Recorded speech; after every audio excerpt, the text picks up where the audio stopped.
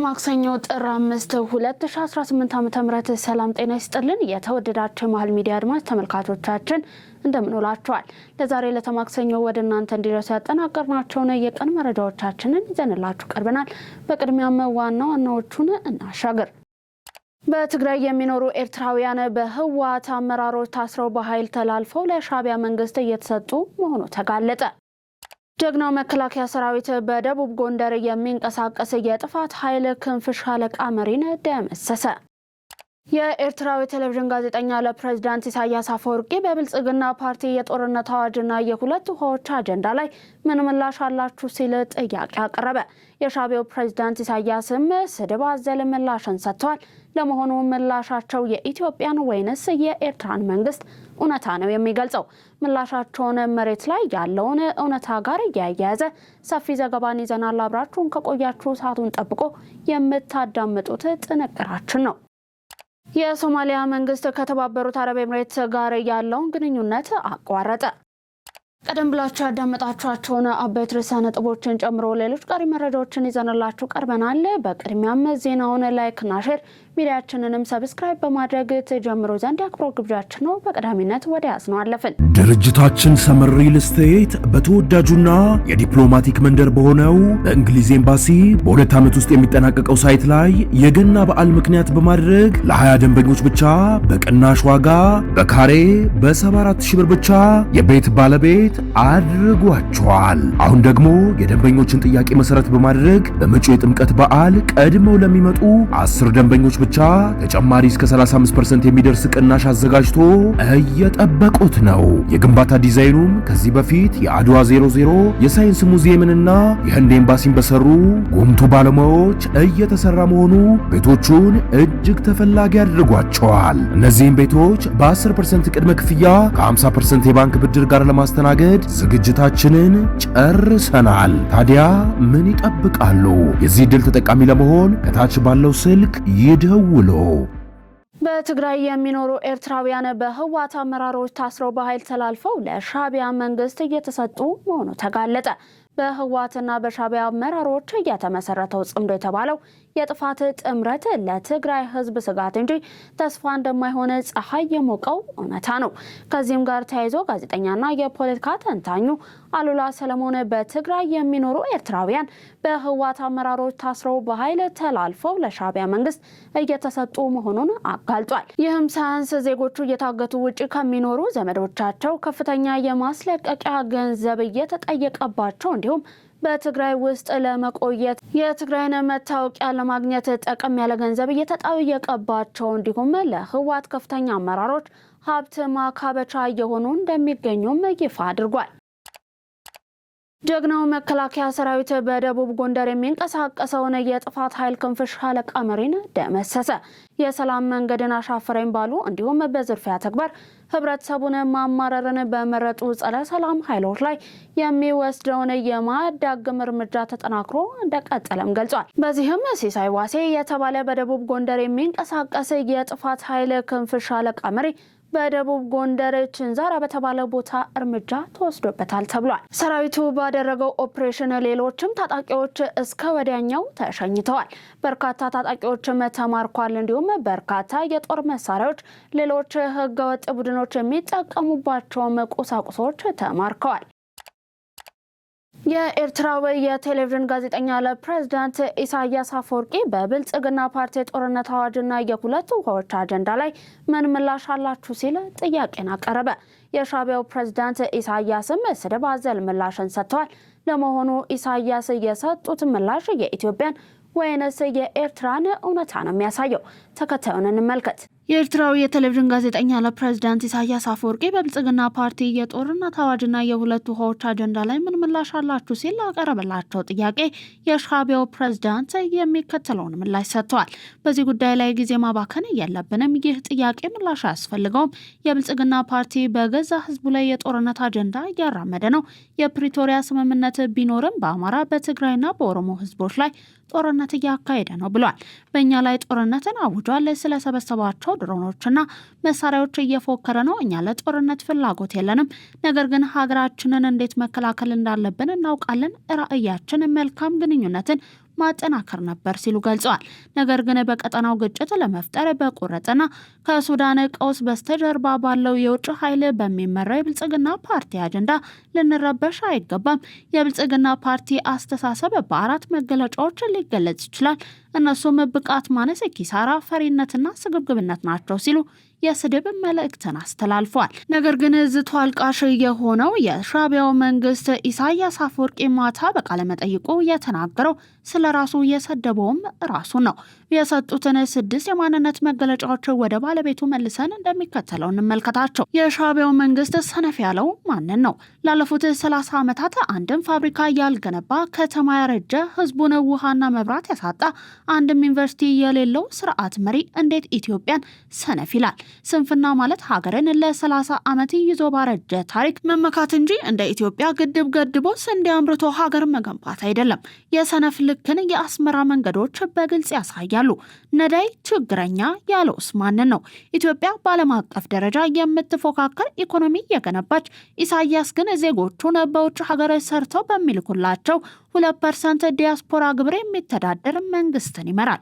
በሬሽን ዳቦ የሚኖር ህዝብን ይዞ የሌላን ሀገር ኢኮኖሚ መሳደብ የችግረኛ እብደት ነው።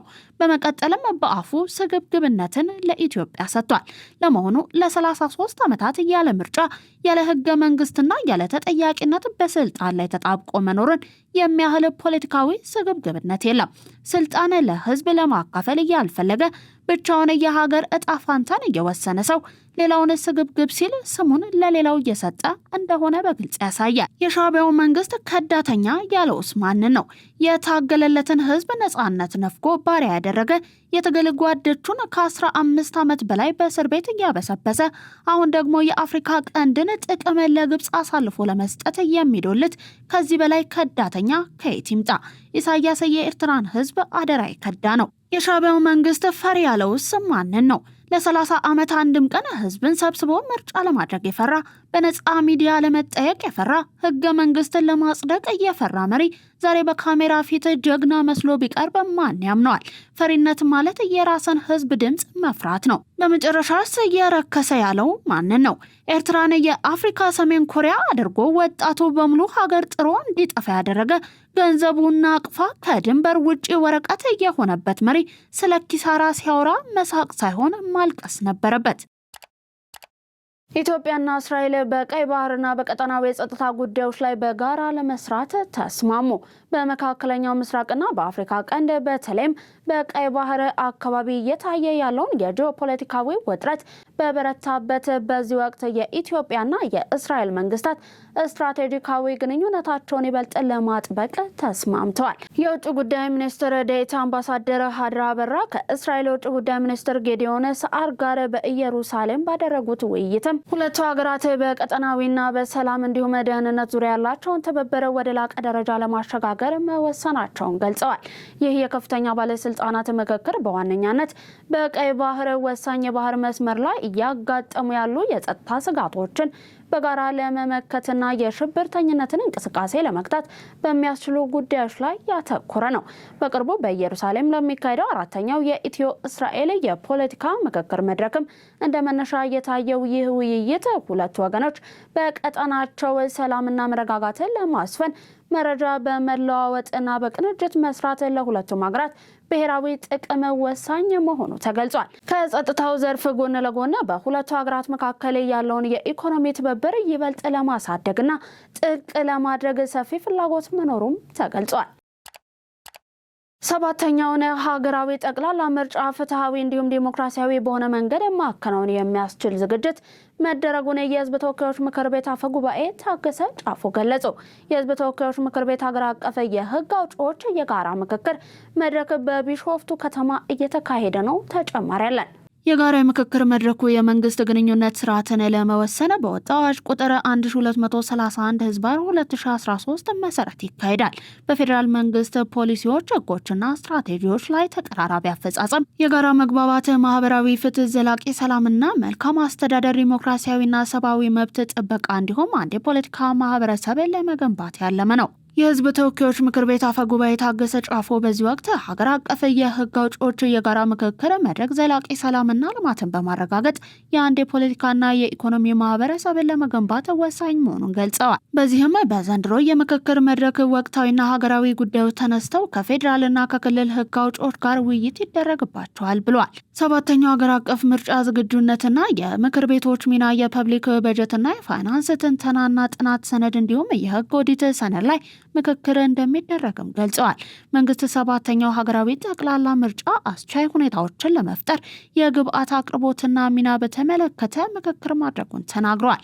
የህዝብ ተወካዮች ምክር ቤትና የክልል ምክር ቤቶች የዘንድሮ ምርጫ ከስድስተኛው ጠቅላላ ምርጫ በተሻለ እንዲፈጸምም የማስተባበር ሚናችንን በብቃት መወጣት አለብን ያሉት የህዝብ ተወካዮች ምክር ቤት በርካታ ሪፎርሞች ማድረጉን በማንሳትም የክትትልና ቁጥጥር፣ የህዝብ ውክልና ስራ በብቃት መወጣት የሚያስችል ስራ እያከናወነ መሆኑን አክለዋል። በዚህም ምክር ቤቱ የህግ ማዕከል በማቋቋም የሚወጡ ህጎች ከህገ መንግስቱ፣ ከዓለም አቀፍ ህጎችና ቀድመው ከነበሩ ሀገራዊ ህጎች ጋር የተጣጣሙ መሆናቸውንና ተፈጻሚነታቸውን መከታተል የሚያስችል አሰራር ተዘርግቷል ብለዋል።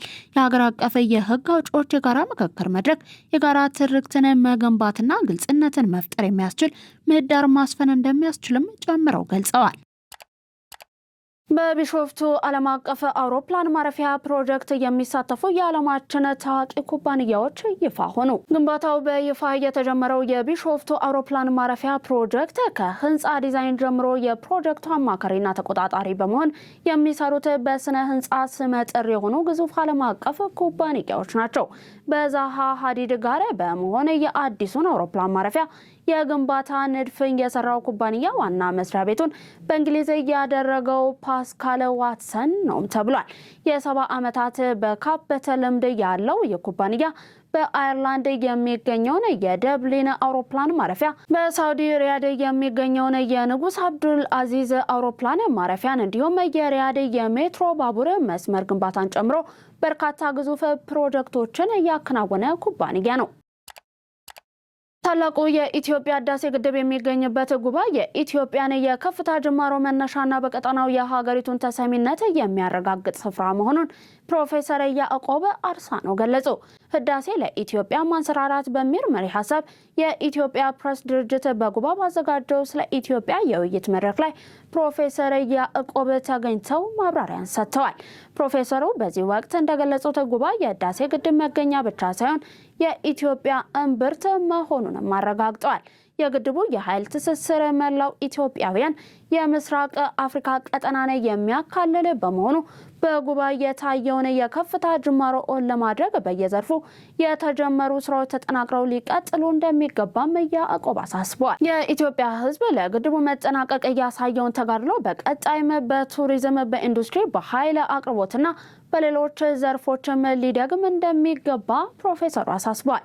በእነዚህ ዘርፎች የተዘጋጁ የማስተር ፕላን ስራዎች ለህዝቡ ግልጽ እንዲሆኑና የግንዛቤ መፍጠር ተግባራት እንዲከናወኑም ፕሮፌሰር ያዕቆብ ጠይቀዋል። ኤሌክትሮኒክ የመንግስት ግዢ አገልግሎትን ውጤታማ ለማድረግና የንብረት አጠቃቀምን ለማሻሻል የተጀመሩ ስራዎች ይበልጥ ተጠናክረው ሊቀጥሉ ይገባል ሲሉ የገንዘብ ሚኒስትር አህመድ ሽዴ ጠይቀዋል።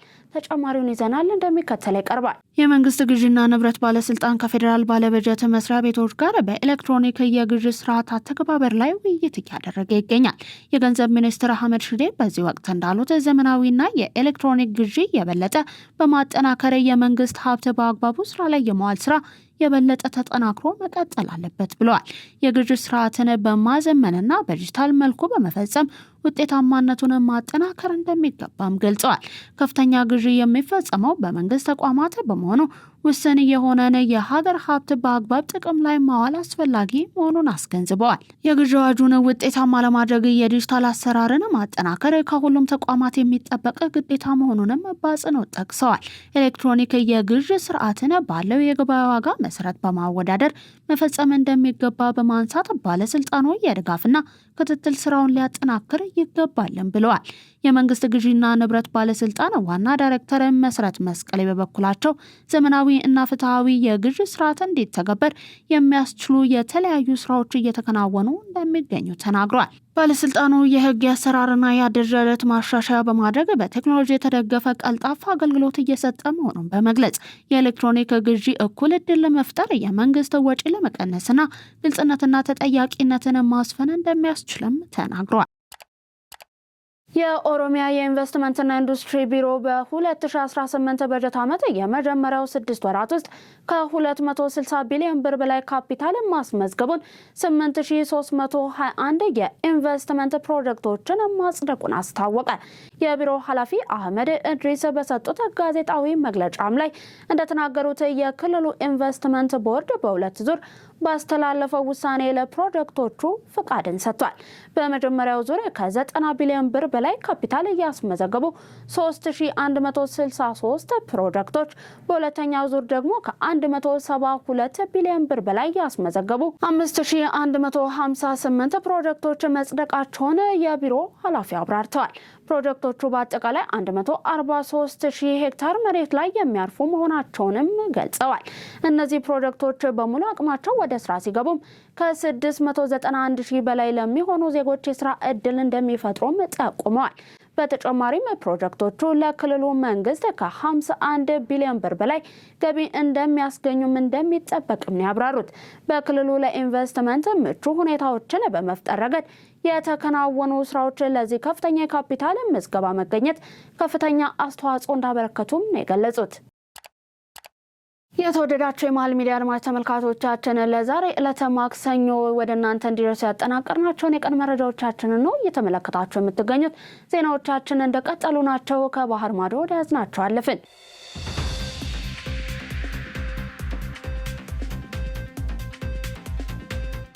የሶማሊያ መንግስት ከተባበሩት አረብ ኤምሬቶች ጋር ያለውን ግንኙነት አቋረጠ። የሶማሊያ መንግስት ከተባበሩት አረብ ኤምሬቶች ጋር ያለውን ግንኙነት እንዳቋረጠ እንዲሁም የሁለትዮሽ ስምምነቶችን በአጠቃላይ እንደሰረዘ አስታውቋል። የሶማሊያ ሚኒስትሮች ምክር ቤት ውይይት ካደረገ በኋላ ባወጣው መግለጫ መሰረትም ከተባበሩት አረብ ኤምሬቶች ጋር የተፈረሙ ስምምነቶችን መሰረዙን ይፋ አድርጓል። ውሳኔው ከወደብ ከደህንነት እንዲሁም ከመከላከያ ጋር የተያዙ ስምምነቶችንም ያካትታል። ከበርበራ ከቦሳሶ እንዲሁም ከኪስማዮ ወደቦች ጋር የሚገናኙ ስምምነቶችን እንዲሁም ከሶማሊያ ፌዴራል እንዲሁም ክልላዊ ተቋማት ጋር ያደረጉ ስምምነቶችም ተሰርዘዋል። የሶማሊያ መንግስት ውሳኔውን ያሳለፈው የሀገሪቱን ሉዓላዊነት፣ የግዛት አንድነት እንዲሁም ህገ መንግስትን ለማስጠበቅ መሆኑንም ገልጿል። የሶማሊያ መንግስት የሀገሪቱን ነጻነት፣ ብሔራዊ አንድነትና ፖለቲካዊ ሉዓላዊነትን የሚገዳደር ድርጊት ስለመፈጸሙ ማስረጃ በማግኘቱ የወሰደው እርምጃ መሆኑንም አጽንኦት ሰጥቷል። የኢራን ፕሬዝዳንት ለተቃውሞ ወጡ። የኢራኑ ፕሬዝዳንት ማሱድ ፔዜሽኪያን መንግስትን በሚደግፈው ሰልፍ ላይ በአደባባይ ከህዝባቸው ጋር ታይተዋል። በ10 ሺዎች የሚቆጠሩ የአያቶላ አሊ ኻሜኒን ስርዓተ መንግስትና አሁናዊ አስተዳደሩን የሚደግፉ ዜጎች ወደ ጎዳና መውጣታቸውን ተከትሎ ድጋፋቸውን አሳይተዋል። በኢራን መንግስት ላይ የተነሳው ህዝባዊ ተቃውሞን ለመቀልበስ እንዲሁም ድርጊቱን ለማውገዝ ነው ፔዜሽኪያን ከህዝቡ ጋር በቴህራን ጎዳና ላይ የታዩት። ማሱድ ፔዜሽኪያን ከዚህ ቀደም ሰላማዊ ሰልፍ ከህዝባቸው ጋር አድርገው በአሜሪካና እስራኤል ላይ ትችት መሰንዘራቸው አይዘነጋም። አያቶላ አሊ ኻሜኒም በተቃዋሚዎች ላይ የተነሳውን ሚዛን አስጠባቂ ሰልፍ ለአሜሪካ የተሰጠ ማስጠንቀቂያ ነው ብለውታል። በሌላ በኩል ከኢራን ጋር ቢዝነስ የሚያንቀሳቅሱ ሀገራት ላይ አሜሪካ ተጨማሪ ታሪፍን ጥላለች። ፕሬዚዳንት ትራምፕ ከኢራን ጋር ቢዝነስ የሚሰሩ እንዲሁም ውል ያላቸው ሀገራት አሁኑኑ የሚተገበር የ25% ቀረጥ ይጣልባቸዋል ሲሉ በትሩዝ ሶሻል ሚዲያ ገጻቸው ላይ ገልጸዋል። የትራምፕ ውሳኔ የተሰማው በኢራን ላይ ወታደራዊ አማራጮችን እንወስዳለን ካሉ በኋላ ነው። የአሜሪካው ፕሬዝዳንት ዶናልድ ትራምፕ ኩባን አስጠነቀቁ። የዩናይትድ ስቴትስ ፕሬዝዳንት ዶናልድ ትራምፕ የኩባ መንግስት ከአሜሪካ ጋር አስቸኳይ ስምምነት እንዲያደርግም አሳስበዋል። ፕሬዝዳንቱ ይህንን ማስጠንቀቂያ የሰጡት ኩባ ከታሪካዊ ወዳጇ ቬንዙዌላ ጋር የምታገኘውን ነዳጅ እንዲሁም የገንዘብ ድጋፍ መቋረጡን ተከትሎ ነው።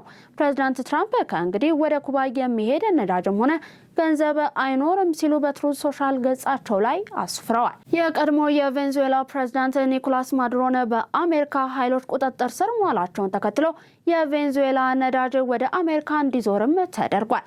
የኩባ ፕሬዝዳንት ሚጌል ዲያዝ ካኔል ማስጠንቀቂያውን ውድቅ በማድረግ ኩባ የማንንም ትዕዛዝ የማትቀበል ነጻ ሀገር ናት ሲሉ ምላሻቸውን ሰጥተዋል። ኩባ ለነዳጅ ፍላጎቷ 50 በመቶ የሚሆነውን የምታገኘው ከቬንዙዌላ መሆኑ ይታወቃል። ይህን ደግሞ መቋረጡ በደሴቱ ላይ ያለውን የኃይል አቅርቦት ችግር እንደሚያባብሰው ነው የተነገረው። የተወደዳቸው የመሃል ሚዲያ አድማጭ ተመልካቾቻችን ለዛሬ ዕለተ ማክሰኞ ወደ እናንተ እንዲደርሱ የተጠናቀሩት የቀን መረጃዎቻችን እስካሁን የተመለከታችኋቸውን ይመስሉ ነበር። ዜናውን ላይክና ሼር፣ ሚዲያችንን ሰብስክራይብ በማድረግ ቤተሰብነታችሁን ታጠነክሩ ዘንድ እያክብሮ ግብዣችን ነው። በኔ ቦታ በቃው። ሰናይ ቀን ተመኘው።